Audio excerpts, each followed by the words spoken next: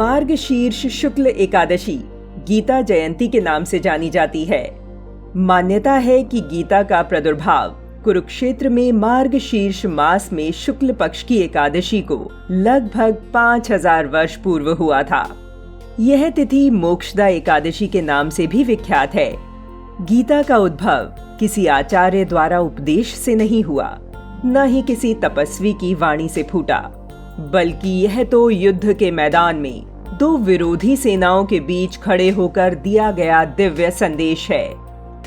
गीता अनुपम ग्रंथ है, जिसका एक श्लोक क्या एक एक शब्द सदुपदेश से भरा है। गीता कर्तव्य बोधक है।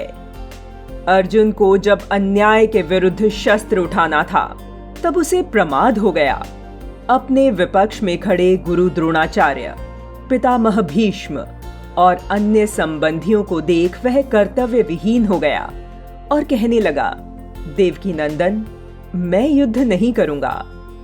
तब भगवान श्री कृष्ण ने कर्तव्य बोध कराने के लिए गीता सुनाई।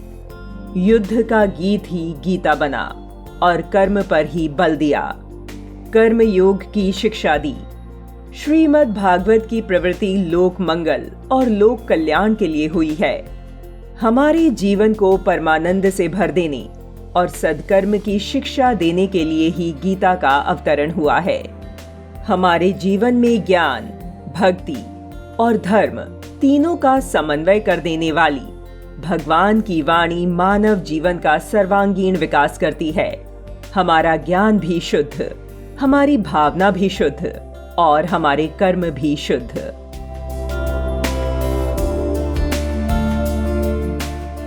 इसके प्रत्येक श्लोक में ज्ञान रूपी प्रकाश है, जिसके प्रस्फुटित होते ही अज्ञान का अंधकार नष्ट हो जाता है।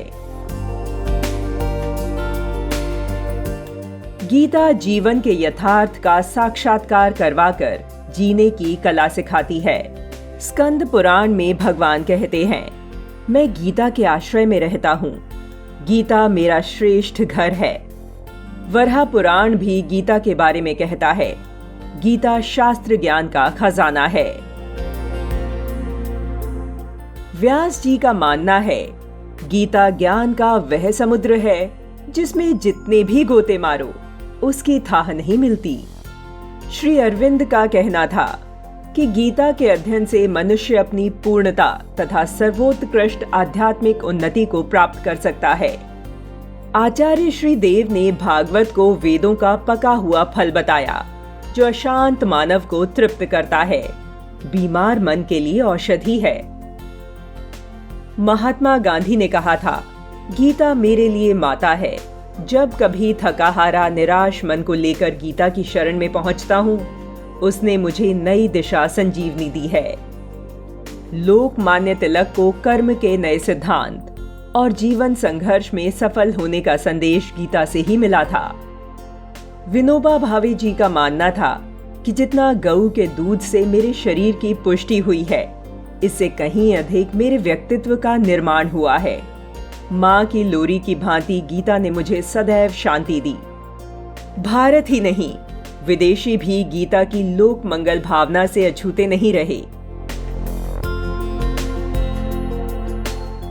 महात्मा थारू ने कहा था कि गीता के साथ तुलना करने पर जगत के समस्त आधुनिक ज्ञान मुझे तुच्छ लगते हैं।